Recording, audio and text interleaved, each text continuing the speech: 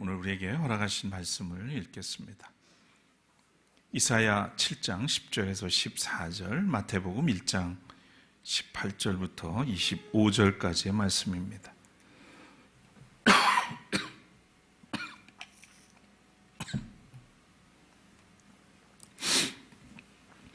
먼저 이사야 7장 10절에서 14절 말씀입니다. 주님께서 아하스에게 다시 말씀하셨다. 너는 주 너의 하나님에게 징조를 보여달라고 부탁하여라.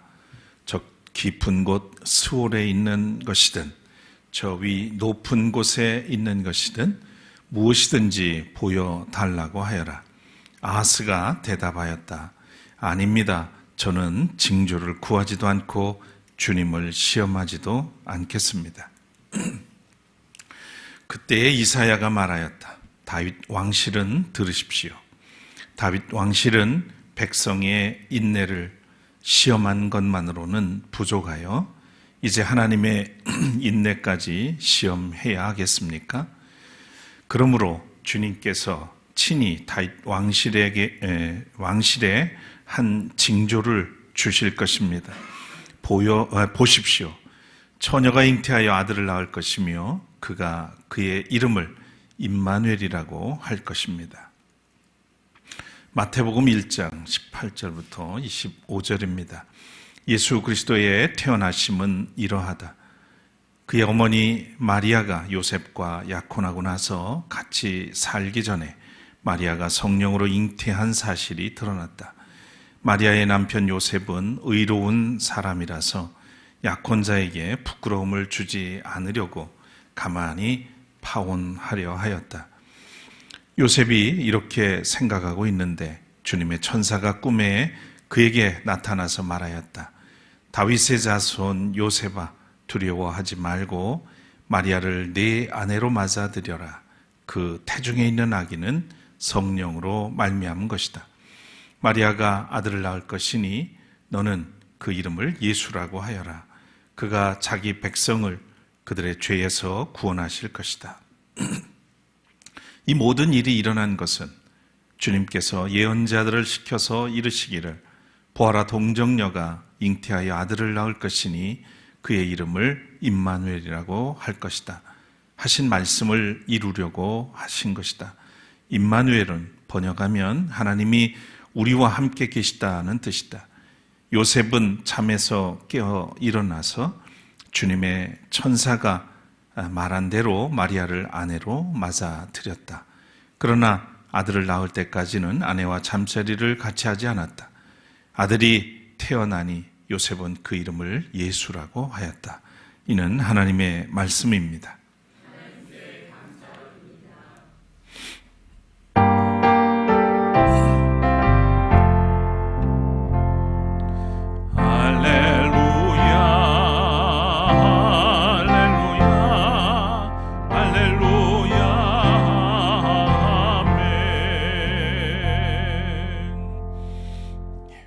앉으시겠습니다.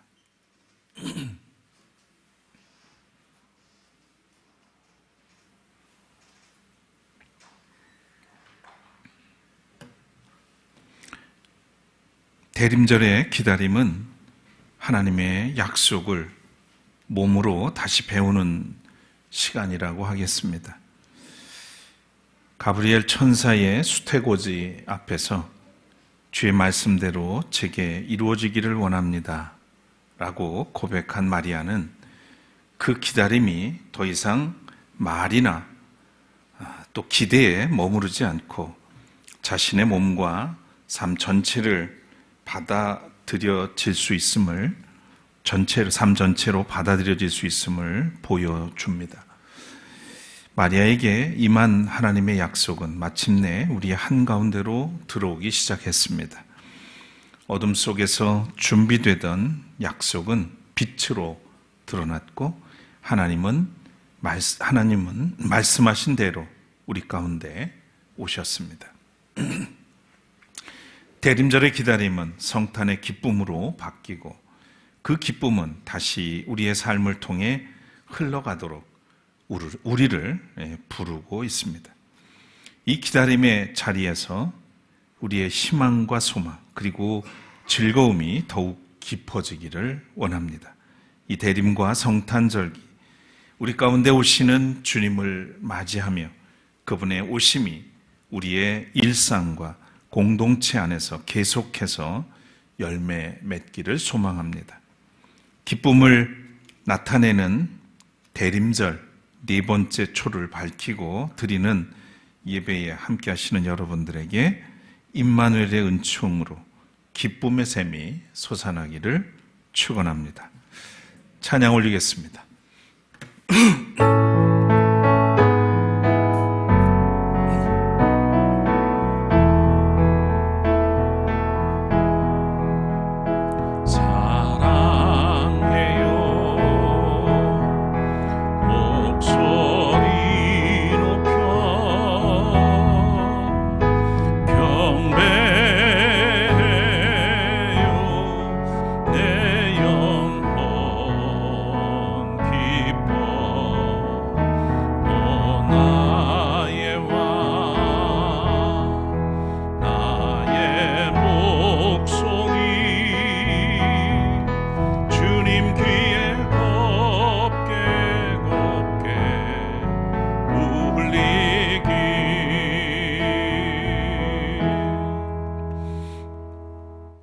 네 번째 대림절을 맞았습니다.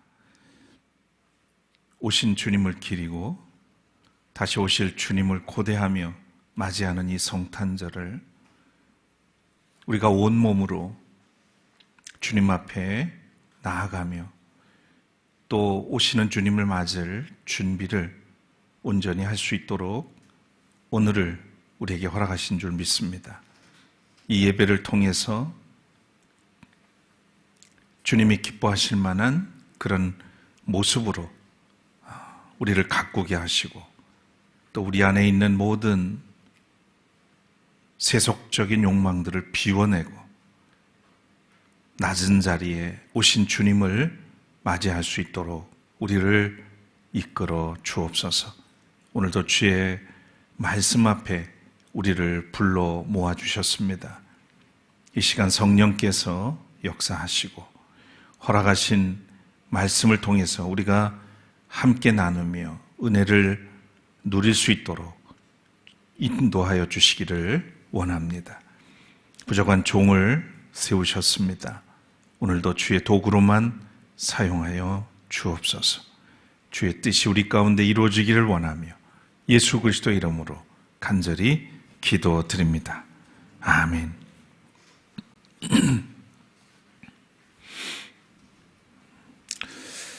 우리는 살아가면서 간혹 인생의 밤을 맞이할 때가 있습니다.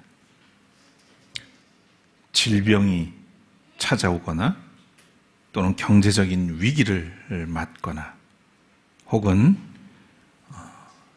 친분이 있는 그런 사람들과의 관계가 예기치 못한 일들로 단절이 되는 이런 순간들이 우리에게 찾아오게 마련이죠. 이런 어두움이, 인생의 어두움이 드리워지면 제일 먼저 우리가 느끼는 것은 고립감입니다. 고립. 그리고 또 불안이 깃들고 두려움에 휩싸이게 되죠. 하나님은 과연 어디 계신가? 이런 질문이 저절로 터져 나옵니다. 한 무신론자, 철학자가 있었습니다. 어느 날 예배당에서 예배를 드리고 나오는 한 아이를 만나게 되죠. 그리고는 그 아이에게 장난스럽게 물었습니다. 얘야, 만약 내가 하나님이 어디 계시는지 나에게 말해준다면 내가 너에게 오렌지를 하나 줄게. 그러자 이 아이가 예기치 못한 질문을 받고는 잠시 생각을 하더니 이렇게 대답을 했습니다. 선생님, 만약 선생님이 하나님이 계시지 않는 곳이 어디인지를 말씀해 주신다면 제가 선생님께 오렌지 2개를 드리지요. 우리는 흔히 고난을 당할 때 하나님은 어디 계시는가라고 묻잖아요. 그렇지만 임마누엘의 은혜는 하나님이 계시지 않는 곳은 단 한 곳도 없다는 그런 사실을 우리에게 일깨워 줍니다. 우리가 가장 낮은 곳에 있을 때에도 하나님은 그곳에 계시죠. 오늘 본문인 이사야와 마태복음은 인류 역사상 가장 어두웠던 두 시대를 배경으로 합니다. 그러나 이 어둠의 한복판에서 성경은 가장 찬란한 약속을 우리에게 선포해 줍니다. 바로 임마누엘이죠. 히브리어로 이 말은 함께라는 뜻이고요. 마누라고 하는 말은 우리와 라고 하는 뜻이고, 아시다시피 하나님입니다. 엘로힘, 하나님. 이게 합쳐져서, 세 개의 단어가 합쳐져서 이루어진 말이 임마누엘입니다. 이 단어는 기독교 신앙의 핵심이라고도 할 수 있겠습니다. 오늘 말씀을 통해서 우리 삶에 임하시는 이 임마누엘의 은혜가 충만해지기를 소망합니다. 이사야서 본문에는 유다의 12번째 왕 아하스가 등장을 합니다. 이 아하스는 기원전 763년에 출생을 해서 20살 때 즉위를 하게 되고 16년 동안 예루살렘에서 통치를 했습니다. 이 아하스의 할아버지는 우시야 왕이고요. 그의 아버지는 요담 왕이었습니다. 하나님을 경건하게 할아버지와 아버지는 섬겼죠. 경건하게 섬겼습니다. 나라를 건실하게 잘 다스려서 당시의 국력을 크게 향상시켰습니다. 그런데 아하스는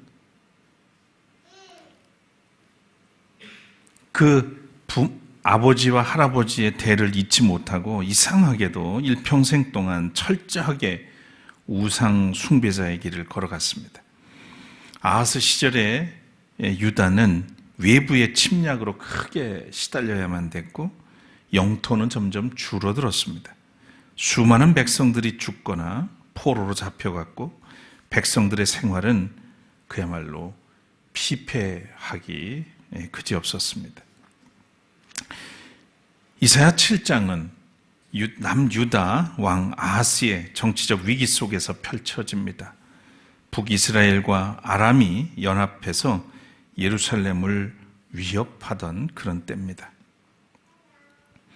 세번역 성경은 이 장면을 이렇게 전해줍니다.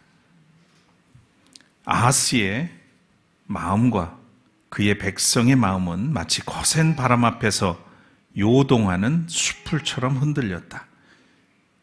7장 2절의 말씀이에요. 그러니까 아하스 왕의 마음이나 백성들은 그 외세의 도전 앞에서 마치 거센 바람 앞에서 요동치는 숲풀처럼 흔들렸다. 두려움은 개인의 마음을 넘어서 공동체 전체를 흔들고 있었던 겁니다. 그때 하나님은 이사야를 통해서 뜻밖의 말씀을 주십니다. 이사야는 아하스에게 이렇게 말하죠.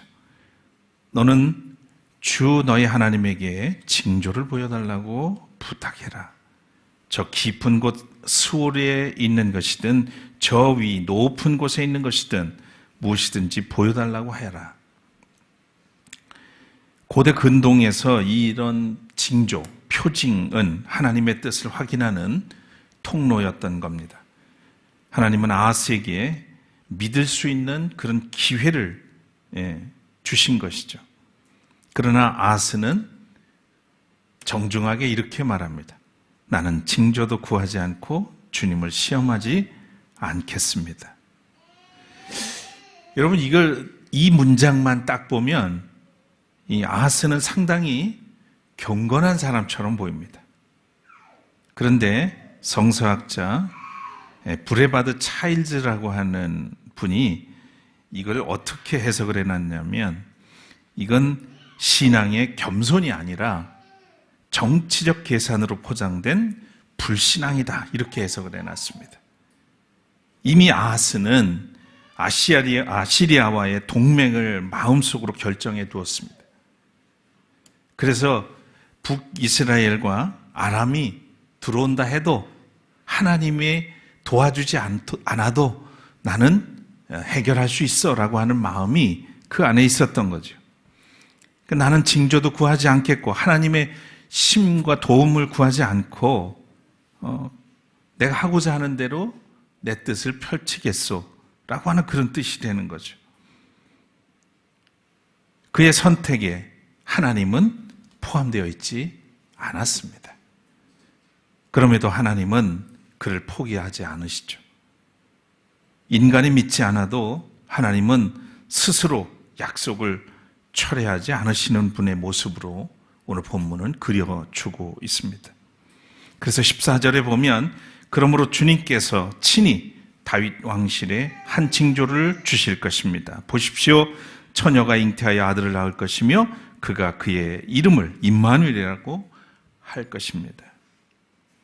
여기서 중요한 것은 표징의 방향입니다. 아하스가 요구하지 않은 표징, 믿음 없는 왕에게 일방적으로 주어진 은혜이죠.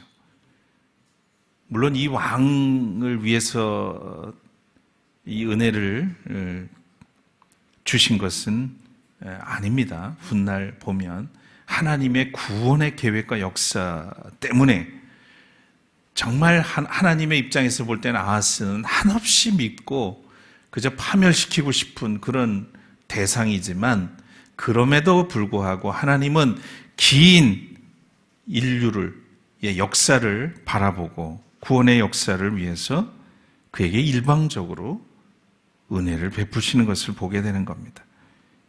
이사야서 연구자 존 골딩게이라고 하는 분은 이 대목에서 이렇게 말했습니다. 임마누엘의 표징은 인간의 신뢰에 근거하지 않고 하나님의 신실하심에 근거한다. 여러분, 어떤 느낌이 드십니까? 오늘 우리가 이만큼 은혜를 누리면서 사는 것이 여러분의 노력과 수고의 덕분이라고 얘기할 수 있을까요? 그걸 부정할 수는 없을 겁니다. 얼마나 여러분 치열하게 열심히 이 시대를 살아가고 있는데, 그죠? 그런데 우리가 잘하든 못하든 하나님은 여전히 우리를 향해서 일방적으로 은혜를 베푸시고 있어요. 우리가 알든 모르든. 모르는 것보다는 알면서 하나님 앞에 감사하고 진정한 마음으로 예배하며 사는 것이 더 복된 삶이죠.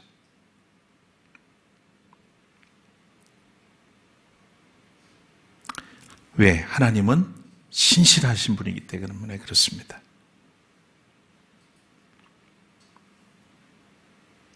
우리는 바로 이 은혜 가운데 오늘도 살아가고 있습니다.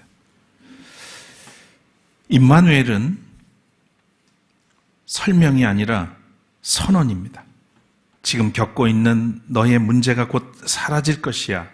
이렇게 말씀하는 것이 아니고 네가 이 문제를 통과하는 동안 나는 너와 함께 있다라고 하는 그런 약속입니다. 하나님은 위기를 없애주기보다는 위기 속에 함께 계심을 응답하시는 분입니다.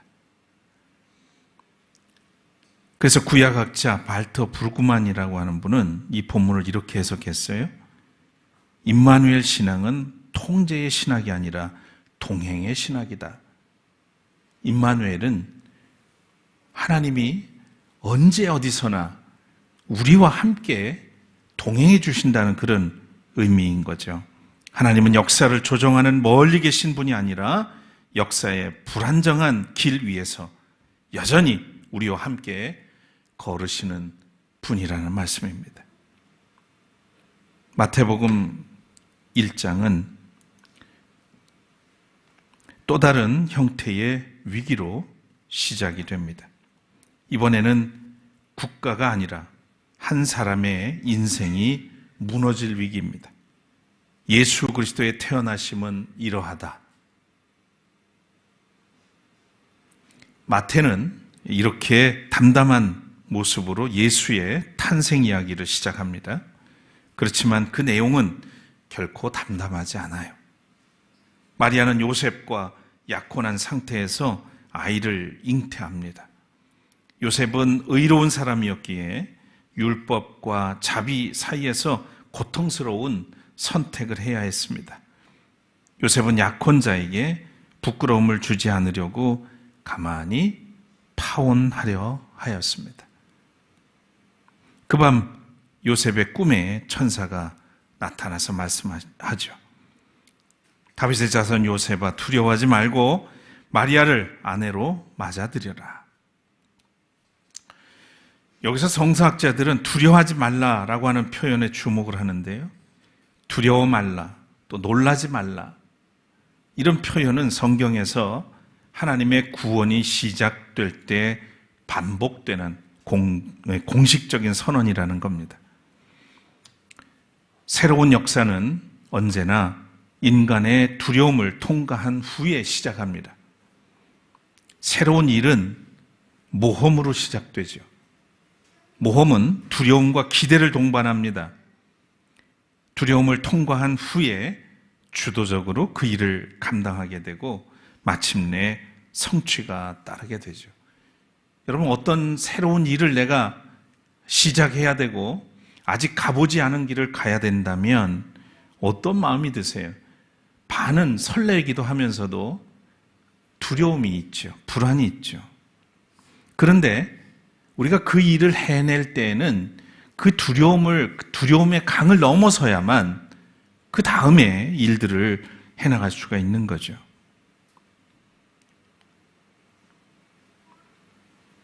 그래서 두려움의 강을 넘을 때 그때부터는 내가 주도적으로 그 일들을 감당해서 성취도 이루게 되는 겁니다. 천사가 이어서 그런 말을 합니다. 아이는 성령으로 잉태됐다. 그의 이름을 예수라 해라. 그가 자기 백성을 그들의 죄에서 구원할 것이다. 마태는 곧바로 이사야의 예언을 또한 인용을 합니다. 마태복음의 특징이기도 합니다.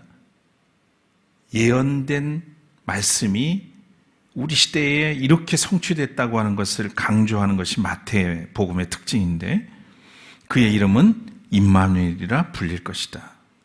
우리가 앞에 이사야서 7장의 말씀 읽었던 말씀이 그대로 인용이 됐어요. 그래서 신약학자 울리 루츠라고 하는 분은 이렇게 말해요. 마태에게서 임마누엘은 단순한 칭호가 아니라 예수의 전생애를 해석하는 열쇠다. 임마누엘은 그냥 예수를 대신해서 칭한 그런 것이 아니라는 거예요. 임마누엘을 알면 예수의 전생애가 이해되고 해석된다는 거죠. 그러니까 하나님이 독생자 예수 그리스도를 이 땅에 보내신 이유가 뭐예요? 우리와 함께 하심을 드러내 주시기 위해서잖아요. 그래서 사람의 몸을 입고 오셨어요. 예수님의 탄생, 예수님이 하신 사역들, 그리고 십자가, 부활까지 모든 장면은 하나님께서 우리와 함께 계신다는 그 이름의 확장이라는 거예요. 우리가 하나님을 믿는다는 것은 무엇을 믿는다는 말인가요? 여러분, 나는 하나님을 믿습니다. 그렇게 고백하고 이야기할 때 뭘 믿는다는 거예요? 하나님이 나를 사랑하셔서 나를 돌보시고 그리스도 안에서 구원의 은혜를 입혀주시고 언제나 지금도 나와 함께 계심을 믿는 것 아닙니까? 뭘 믿는다는 거예요? 바로 이 사실을 믿는 거죠. 한 노인이 요양병원에서 마지막 시간을 보내고 있었습니다. 치료는 더 이상 할 수가 없는 그런 지경에 이르렀고 의사는 손을 놨습니다. 그런데 매일같이 한 자원봉사자가 아무 말 없이 그분 곁에 와서 앉아 있었습니다.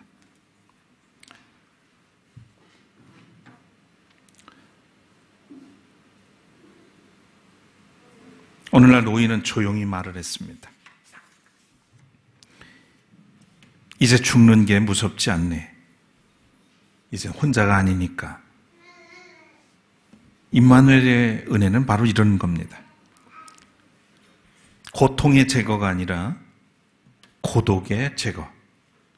하나님은 인간의 삶에서 가장 두려운 순간, 혼자라고 느끼는 그 자리에 찾아오십니다. 이제 오늘 말씀을 종합해서 우리의 삶에 적용할 필요가 있겠습니다. 임마누엘의 은혜를 입은 성도의 삶에는 어떤 모습이어야 될까? 첫째는 믿음이 흔들리는 자리에서도 하나님은 함께 계십니다. 이 사실을 기억해야 하는 거죠. 아스의 믿음은 실패했지만 하나님의 약속은 실패하지 않았습니다. 우리의 신앙이 약할 때조차 하나님은 우리를 포기하지 않으십니다. 어느 마을에 방탕한 생활을 하다가 결국 죄를 짓고 감옥에 갇힌 아들이 있었습니다. 이 아들은 추위와 배고픔 그리고 고독 속에서 깊은 절망에 빠져 있었죠. 어느 날 감옥문이 열리더니 놀랍게도 그의 아버지가 죄수복을 입고 들어오는 것이었습니다. 아들은 깜짝 놀라서 물었습니다. 아버지는 죄를 지은 적이 없는데 왜 여기 들어오셨습니까? 아버지는 아들의 손을 붙잡으면서 이렇게 대답합니다. 내가 감옥에 있다는 소식을 듣고 내 마음이 너무 아파서 견딜 수 없었단다. 너를 당장 밖으로 데려갈 수는 없지만 네가 이곳에 있는 동안 내가 너와 함께 있어 주려고 왔다. 이 이야기는 하늘의 영광을 버리고 죄악이라고 하는 감옥에 갇힌 인간들을 위해서 찾아오신 예수 그리스도의 임마누엘의 은혜를 잘 보여줍니다. 하나님은 멀리서 구경하는 분이 아니라 우리의 고통 속으로 직접 들어오시는 분입니다. 두 번째로 임마누엘 신앙은 공동체적인 신앙이라는 사실을 우리가 기억해야 하겠습니다. 하나님이 우리와 함께 계신다는 이 고백은 우리는 서로와 함께 살아간다는 그런 실천으로 이어져 가야 합니다. 교회는 진정으로 서로 곁에 기대어 서서 함께 살아가는 믿음의 공동체입니다. 올해 우리는 해보지 않았던 일들을 몇 가지 시행한 적이 있습니다. 첫 번째는 비전교회의 5주차가 되는 달에 비전교회를 방문해서 같이 예배를 드리는 거였습니다.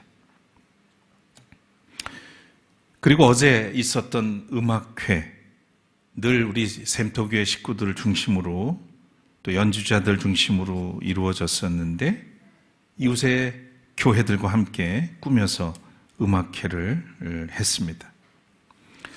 이런 일들의 의미가 뭘까요, 여러분?